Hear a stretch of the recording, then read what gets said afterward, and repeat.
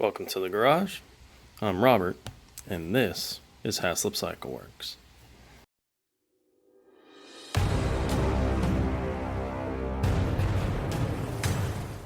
Today's episode is going to be part 2 of the Certiflat Weld Table accessories.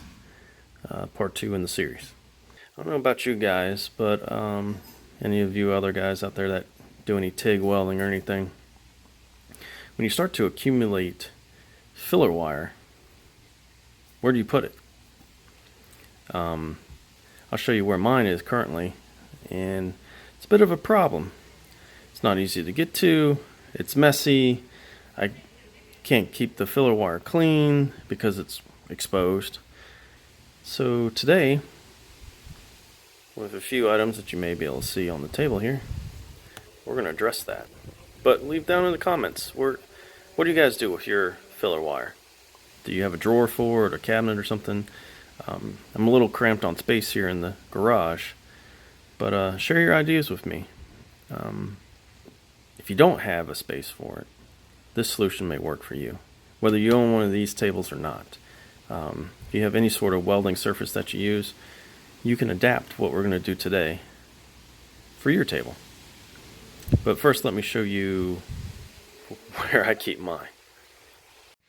So right next to the welder and the weld table, up against the wall, I have 4 tubes or boxes or whatever you want to call it of my filler wire. 2 different sizes for 2 different situations. 2 are ER70S2, 2 different thicknesses, and then 2 are for stainless, 2 different thicknesses. But it's just horrible looking, and I can't get to it easily. If I'm in the middle of a project, I gotta stop what I'm doing to come over here and shimmy behind the welder and between all this other garbage that's in the garage and behind my frame jig just to pull a piece of filler wire out. So what we're gonna do is make use of this Certiflat table. Along with this piece here. This is from Mayhem Metalworks. Definitely going to put a link to his website and his eBay store for you guys. Great guy. Chatted with him through email a little bit. Gonna see if we can't get a few things going here. But great product. I think through eBay I purchased this. I want to say it was just shy of $27 with shipping. These holes, there's 6 of them, and you can get this, you can custom order this any way you want, and for an additional fee he'll cut more holes in there if you want. It's all CNC bent, CNC cut. It's great. Aluminum, I want to say that's 1/8 of an inch. He's got a couple holes on the back side here popped in for mounting, if you want to mount it to the side of your welding cart, or if you want to attach it to the side of your welder or your workbench, or whatever. He's already got the holes in there for you. Like I said, you can order this in any length you want with as many holes as you want. You could even get 2 of them and lay them out like this and put 2 in the middle to have a horizontal rack. We're going to mount it in a position where the tubes would be vertical. Again, this is Mayhem Metalworks. Link down in the description. Their products are amazing. They have a lot of custom stuff, and they can custom do pretty much anything you want. So contact them, and they'll definitely get you what you need. The additional parts that we're going to use, because we are going to adapt that to our Certiflat table, is we've got another piece of 1/8 aluminum from the hardware store. We've got our 5/8 bolts and thin nylon lock nuts to bolt to our table.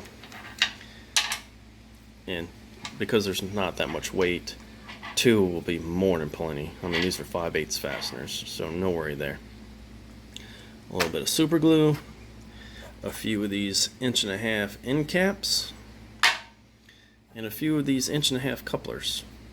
I also have behind me two 10-foot sections of 1.5" PVC, and we're going to cut those down and make some tubes to put our filler wire in, and they will sit in this rack from Mayhem Metalworks and attach directly to our table, so that while I'm sitting here welding, I don't have to scale behind this and shimmy around and pull a piece of filler wire out of those tubes. I can simply reach over here, lift the lid off, grab my filler wire, put it on the table, and then put the lid back on. It keeps my filler wire clean, easily accessible, and organized. So we're gonna make use of this table. The goal here is to attach this piece of aluminum to the back of this bracket, something like this, and drill holes through it to accept our 5/8 hardware, spaced accordingly for the back of the table. So follow along, and I'll show you how to build the tubes and how we're going to install this bracket to our Certiflat weld table. So what I've done is measured up where we wanted this bracket to attach. It's not flush, but it's close. I kind of wanted it recessed down a little bit, and you can see it's black back there. And all I did was mark the base plate. That's what we'll call this going forward. The base plate we marked with just a regular Sharpie. If you don't have die-chem, Sharpie works just fine. And we have clamped it down firmly to our Certiflat table using some of our clamps. And all I'm going to do is take a transfer punch that fits securely in the hole and smack it with a hammer, and that will give us our mark so that we know where to drill.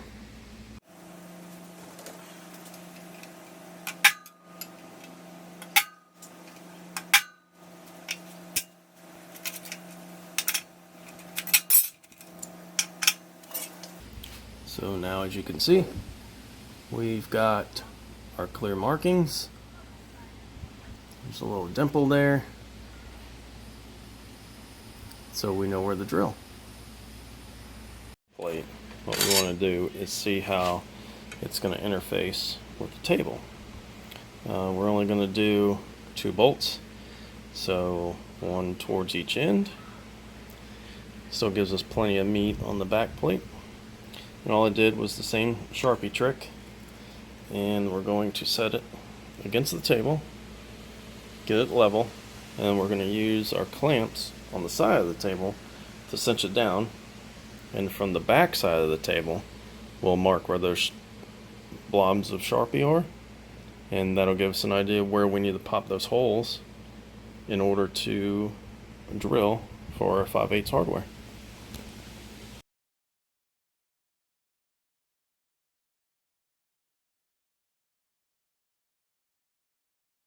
So we've got our holes on the back plate marked and center punched using our little Sharpie trick.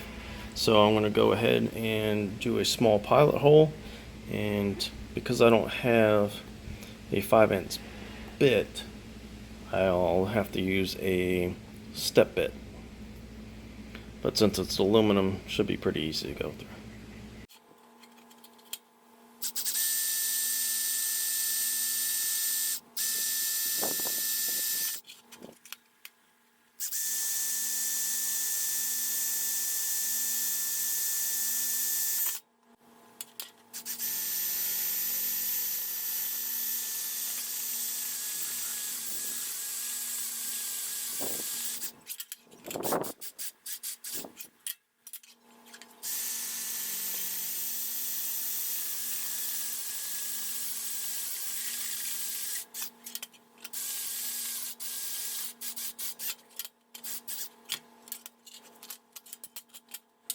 So what I've done is drilled our holes and chamfered them and run our handheld deburring tool around them. We don't want any aluminum splinters stuck in us.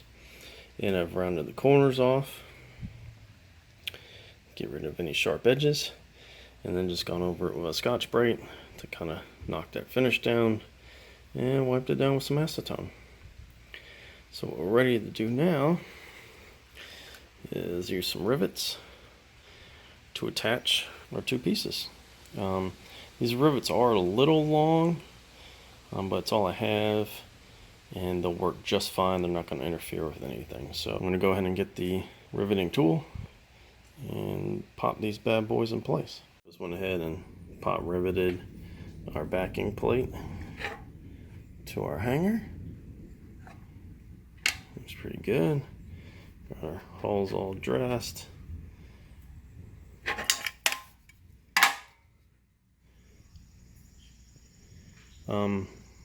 Debating painting this, but since it's going to be on the weld table, I don't know if paint's going to hold up. So what I want to do is powder coat this.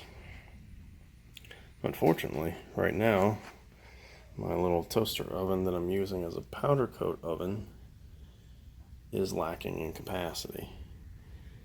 So I guess now is the best time for an announcement. The reason for the push to clean the garage up and get stuff hooked to the weld table and things off the floor is, and excuse the state of the garage, but where these boxes are will be an external dimension 4 foot deep, 4 foot wide by 8 foot tall powder coat oven.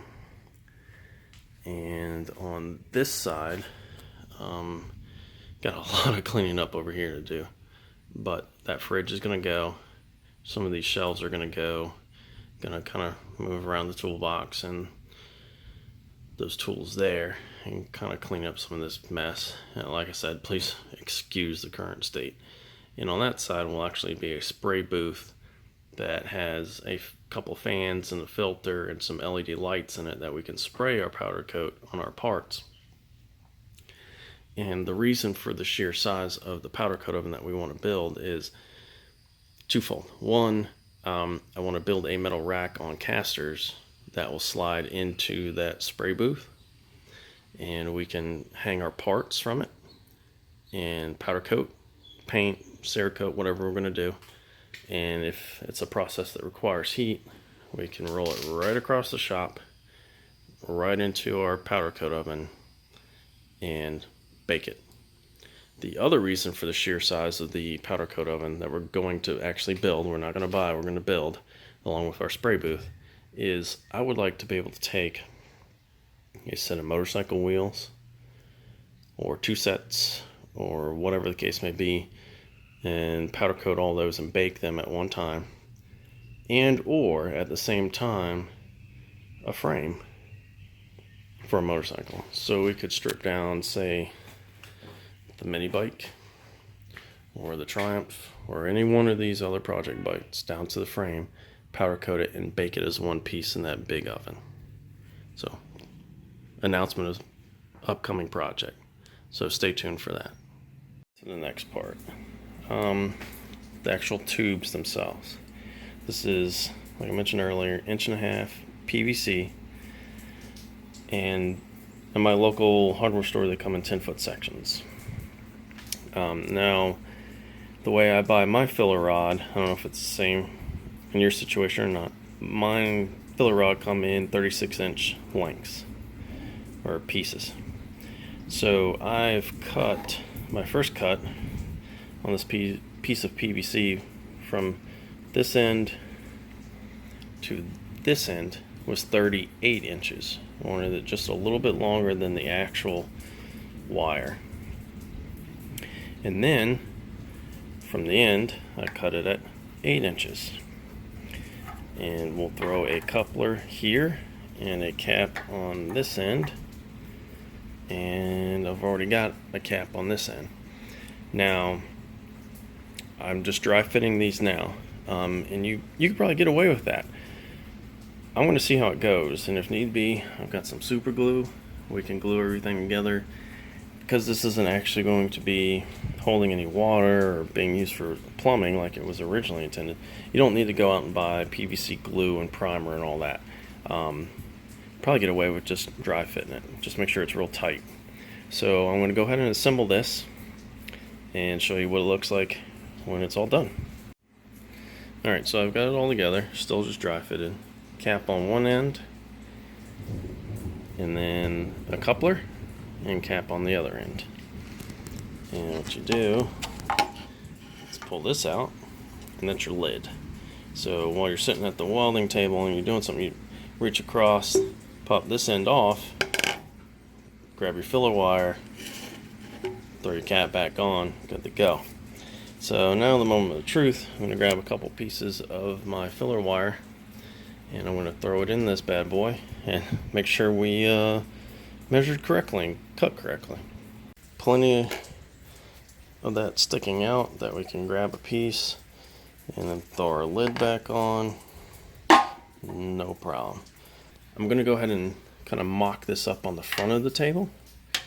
That way you can see it better. And I'll show you how these tubes are retained in this bracket. Back from the table here. And I've only got one bolt in our hanger. I didn't want to cinch it all the way down, just to have to take it off and put it on the back side of the table. So, it's the same tube that we built earlier. Hangs all the way down. Doesn't touch the ground. Doesn't get in the way. You bring your tube up through the bracket.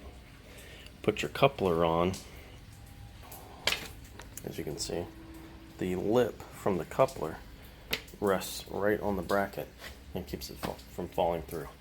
And there's probably a pound, maybe 2 pounds of stainless wire in there right now.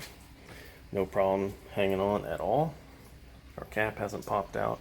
So I may skip the whole super glue thing for now. Maybe once I get it attached to the rear and I get all 6 tubes built, maybe then. But you know, your mileage will vary and what you feel comfortable with will be different. Lift your lid off, you grab your piece of filler wire, lay it on the table, throw your cap back on, and your wire is protected. It's not going to get bent. It's not going to get covered in grinding abrasive or whatever else you may be doing on your fab table. That's between you and your fab table. Yeah, that's it. I just need to rinse and repeat 5 more times. There it is. All done. All 6 tubes. 4 of them are filled. 2 to be determined. And you can simply just reach over, pull out a filler wire, put your lid back on, and you're good to go. So there we go. There's probably 15 pounds of wire hanging off of this thing, and it's not even batting an eye. Cleaned up that corner really well. I don't have to scale behind the gas ball and the welder and around the frame jig to get what I need. It's all right here, handy. Best part is it's drilled to match the pattern in the Certiflat table. So if I want, I can move it over there, I can move it over here, I can move it to this side of the table, over to this side. I can put it on the front, wherever I wanted. And if I decide to add to this table, all the Certiflat products are drilled to these same holes and same spacing. So now Mayhem Metalworks, the guy that I bought the actual hanger from, spoke to him through email and may have something for you guys. You may be able to buy this hanger with the extended lip like we modified, but as all one piece, pre-drilled to Certiflat bolt pattern, so you wouldn't have to modify it. May do something special for you guys where you know, get a few of these and maybe etch the Haslip CycleWorks logo into them. Powder coat them once we get our big powder coat oven right about here, which will be happening very soon, by the way. I don't know. Tell me what you guys want to see. Do you want me to get a few of these and do some sort of giveaway, or set something up where you can purchase one from me? Do you want to see them powder coated? Do you want to see the logo in them? Would you rather see it with 4 holes or 6 or 8? You can punch them out to whatever you desire. But as far as a giveaway or something along those lines, or some sort of swag box or gift box or something, let me know. What would you like to see? Of course, if I do anything, it won't come with the PVC tubes. That unfortunately you'll have to do yourself. That's just too much of a pain in the butt to ship. But I will tell you, 2 sticks 10-foot length of the 1.5 inch work out perfect. You end up with 2 5-inch sections left over to make 6 tubes. So you guys can do whatever math you want there, but it worked out perfect. Yeah, so that's it for now, guys. Join us next time. We'll be doing some more organization and add-ons to our Certiflat weld table. If you're interested in one of these tables, weldtables.com. If you want one of these grinder editions, weldtables.com. Or Mayhem Metalworks also sells one. It's a little different, but you can custom order that to hold, I think he's got on the shelf, they hold 3. Check on his website. But you can, just like the filler rod hanger, you can order the grinder holder as big as you want. I mean, you could have the whole front of one of these tables hold grinders all the way across, if that's what you're into. The guy is awesome. Customer service through both companies is great. Both of their products are amazing. If you need anything for a Certiflat table, weldtables.com. And anything customized to fit a Certiflat weld table, or any other weld table or any other project really that you want to build with, Mayhem Metalworks is your guy. Spoke to one guy at Mayhem Metalworks, really cool dude. I'll put all his information down in the description. And I've spoke to a couple of people at Certiflat, and I've got no complaints. They take care of you. They make great products, good price points for both. What else is there to say? Yeah, so hit them up. I'll put links to both in the description. And until next time, guys, get up, get out there, and do it.